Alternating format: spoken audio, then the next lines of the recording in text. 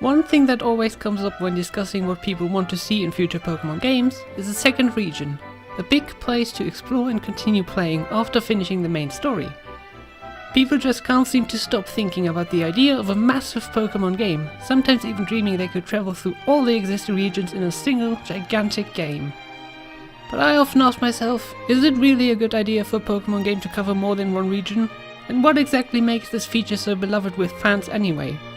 In this video I will try to analyze the pros and cons of a second region, as well as look at all the possible two-region scenarios to see which works best considering gameplay, story and development.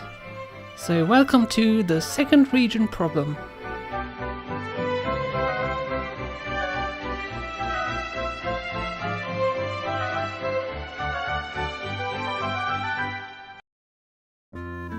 Pokémon Gold and Silver stunned everyone with its reveal that not only could they fully explore the newly introduced Johto region, but also return to the familiar Kanto 2 years after the events of the first Pokémon generation. For the year 1999 and the Game Boy, that was a remarkable thing, and makes me think that these are some of the best sequels in all of gaming history. Most fans also absolutely loved it, with many people still feeling that there hasn't been a better Pokémon game since, mainly because of the second region included. And it is really hard to argue against all that.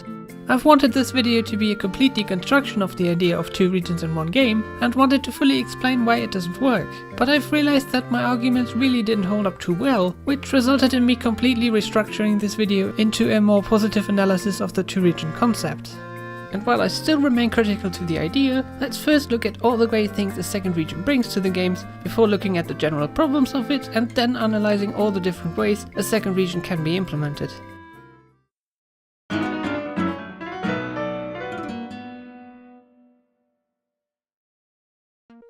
The first and easiest positive to think of may just be the most effective.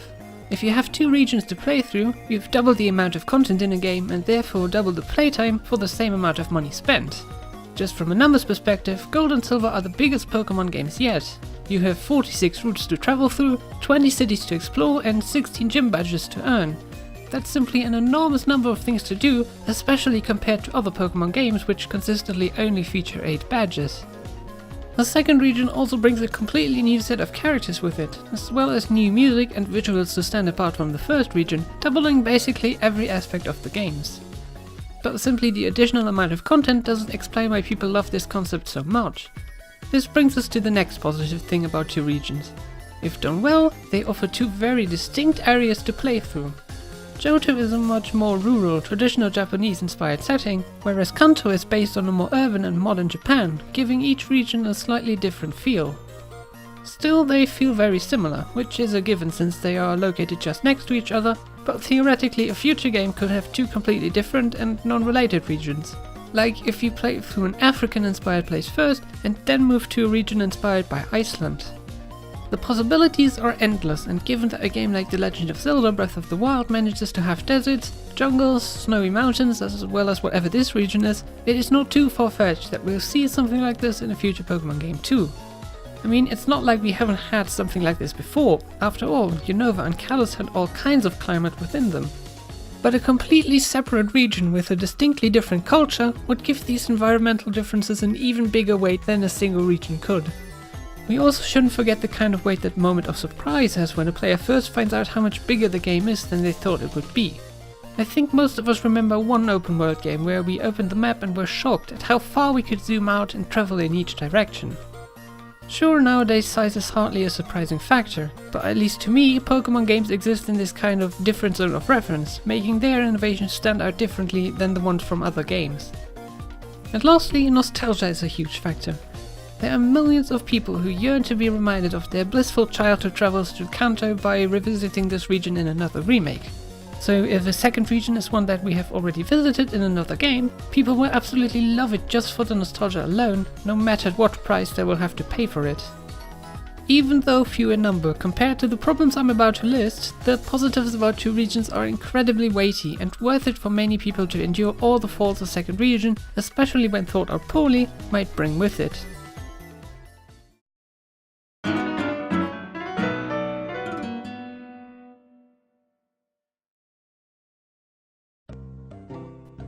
One of the most cited problems with 2 regions is something that is actually also a problem in every other Pokémon game. I am of course talking about diversity and spread of Pokémon, especially new Pokémon.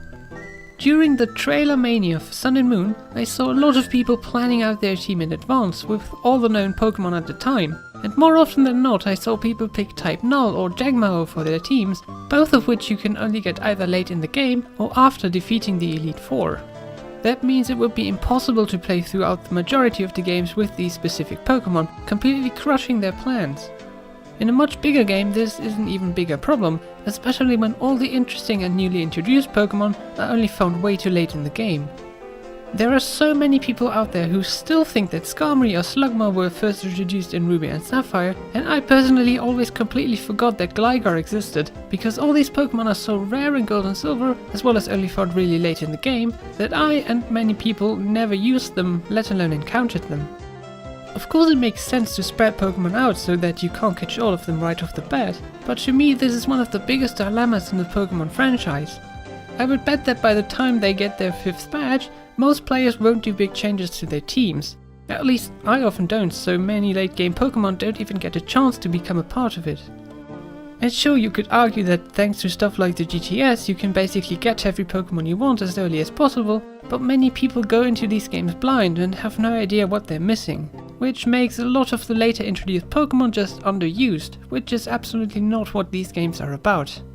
Especially if you look at EVs and how their purpose is to make Pokémon you've trained for a long time stronger than newly caught ones, making it even harder for those late game additions to not feel like baggage after switching an old party member out for them.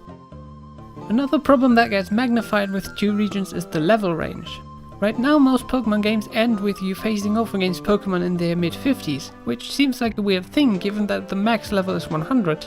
But every Pokémon in existence is balanced for this level curve, meaning at level 40 most Pokémon can be fully evolved and will have learned most of their useful attacks at around level 50. With Johto being so short, their Elite Four ends up being the weakest level-wise, with their teams ranging from level 40 to 50, making Lance a good 10 levels weaker than he was in Red and Blue. This doesn't just make fighting them feel a bit less epic, it also makes all of Kanto kind of lame. I mean, at that point you really won't rebuild your team, so throughout Kanto your whole team is fully evolved and won't even learn new and useful attacks. And if in a future game the first region isn't as small as Johto, this problem would be magnified unless they would actually go ahead and rebalance all existing Pokémon to make training them to level 80 or even 100 interesting. But given that Game Freak really seems to value continuity, this probably isn't going to happen, and even if, that will probably make the first 40 levels a much bigger chore with Pokémon only slowly learning new attacks and evolving really late. So there is no winning here, no matter what you do. Or is there? An idea I and many others too probably came up with was this. What if after becoming champ and reaching the 2nd region, the game has you start over, with you having to leave your old team behind and getting a new starter from the professor in the 2nd region's starting town? Kind of like how Ash leaves all of his Pokémon except for Pikachu behind every time he goes to a new region. That would be a terrible idea. In my mind this completely defeats not just the point of Pokémon games in general, with you building up your team and winning everything with them, but also the point of a 2nd region. If I had to start from the beginning again, I could have just as easily done so in a completely new game. I want to conquer another region with my original crew and not be forced to potty train 6 newcomers after I have basically become one of the strongest trainers in the entire world. You may disagree with me here, but I just don't think this would work at all, meaning a 2nd region would always have to deal with the high level problems I've described before.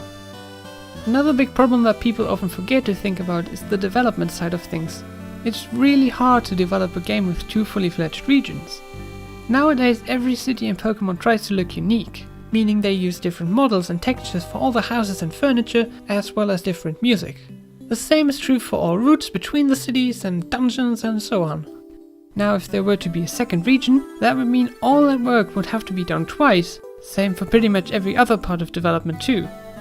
That means that it would also pretty much take twice the amount of time to create such a game without having to cut corners or trade quality for quantity. I mean, many big game companies have pretty much done that for their franchises, having literally 1,000 and more people from different companies located all over the world work together on their gigantic games. This, in my opinion, results in them not really having a soul or a definite personal touch, which Game Freak's Pokémon games definitely do, in part because Game Freak is such a small and restricted developer. If I look at them, it feels like they've built up a fantastic working environment where everyone knows each other and feels like a true part of the team. If you'd ask someone working at a multinational AAA developer, you'd probably hear a different description about their working environment and them feeling like an important part of the game. That's why, even though I understand why people want Game Freak to outsource lots of stuff and get bigger and bigger, I definitely prefer these smaller games compared to those giant monstrosities that many AAA games are right now. But enough rambling about the problems. Let's talk about the specific ways 2 regions might be done in a future Pokémon game by looking at examples and examining which of them might work the best.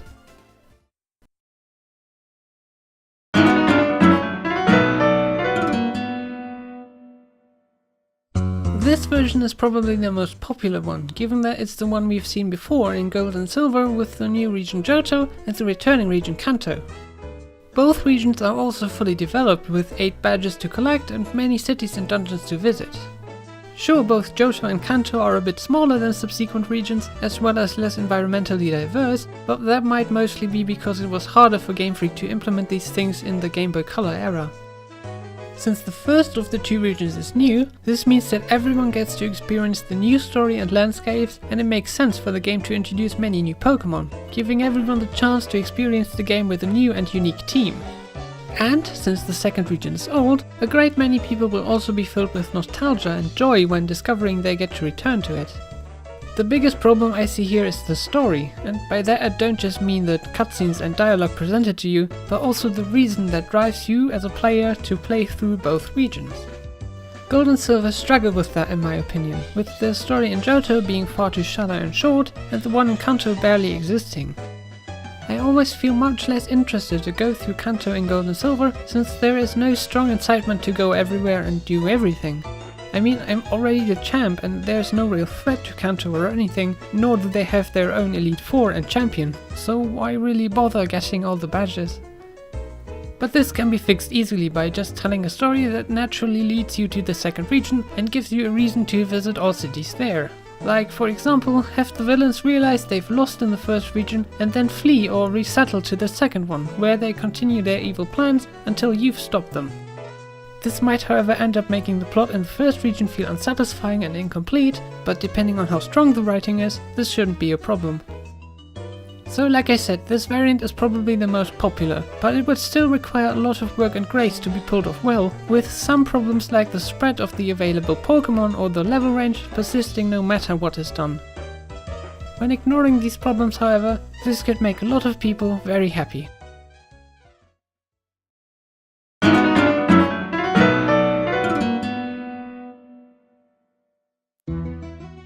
What even is a second region?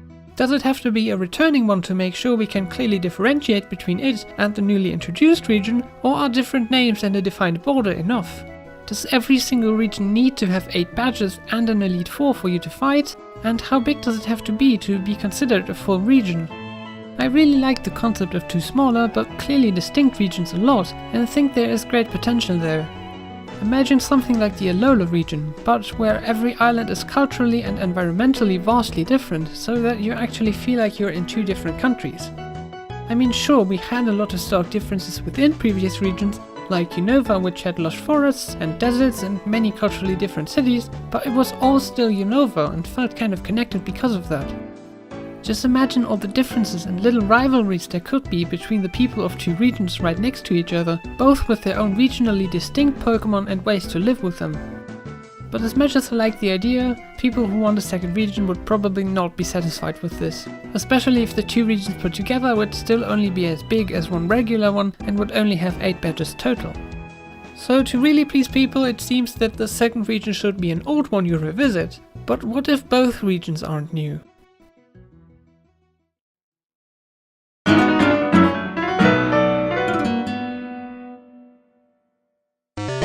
With the release of the Pokémon game for the Nintendo Switch getting closer and closer, a lot of rumors are floating around right now. One of the bigger ones being that it's going to be another remake of the Kanto region. And for some reason people interpreted that Johto must also be in these games, at least that's what I've read a couple of times. Now whether that's true or not remains to be seen, the concept of revisiting 2 old regions could make a lot of sense. Game Freak wouldn't have to deal with all the work that a new region with new Pokémon, characters, cultures and all that would bring with it, and could instead focus on rebuilding 2 older regions and present them in a different context, like a sequel playing years later after the original stories or something. Just redoing 2 old regions doesn't automatically mean that it'll take less resources than creating a new and an old one though, and I'd actually guess that it wouldn't make much of a difference. So we would not just have that problem again, but also a problem of attractiveness to customers. While there will be many people overjoyed to return to familiar places, there will probably also be more than enough people displeased by the lack of new and original content. Sure, this could be fixed with added Mega Pokémon or new regional forms, with a vastly different story and a region that has changed over the years, but you'd have to be careful not to alienate the audience that just wants to re-experience the old stuff in more beautiful and doesn't want new things in there. So although this might feel like an interesting take on the 2 regions idea, it's probably not worth speculating about. Especially because the only 2 regions that would really make sense for something like this are Kanto and Johto, since they are directly next to each other and the ones evoking the most nostalgia in people.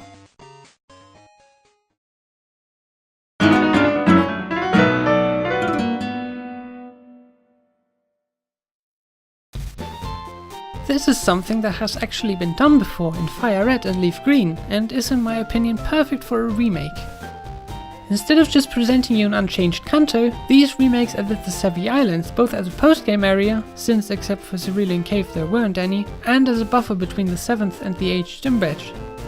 Sure, some might argue that the Savvy Islands weren't really a second region, but I'd argue they are, even though they could have been bigger. It's a great way to introduce new Pokémon to the older regions though, and gives the remakes a neat way to stand apart as the definitive edition for that region, which until Oris actually was the case for all remakes. But other than that, it's probably not much use to think about this further.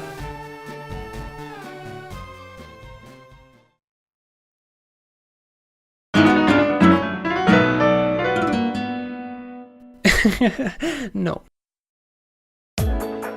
I mean, I'd be lying if I said I didn't come up with this idea too when I was younger, but there is absolutely no way this could work. Even in an MMO, which they'll definitely develop because MMOs are still a thing that is really popular, right? They would probably rather design a completely new, gigantic region for that, rather than trying to stick existing ones together. So yeah, a neat idea, but absolutely nowhere near possible or realistic. Like, what would you even be doing after finishing the 3rd region? All your Pokémon would be at level 100, and like I've said before, starting over everywhere entirely defeats the purpose of a multi-region game. You could just as well start a new save on a different game. So now let's move on to the last, and in my mind best idea for a 2-region Pokémon game.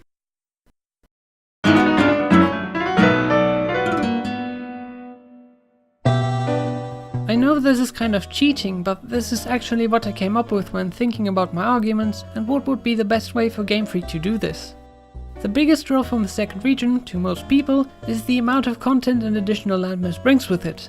But to me, exploring new areas is always preferable to re-exploring known ones, and since Pokémon games have done this a couple of times already, I can fairly easy prove why this concept's not just great, but also works.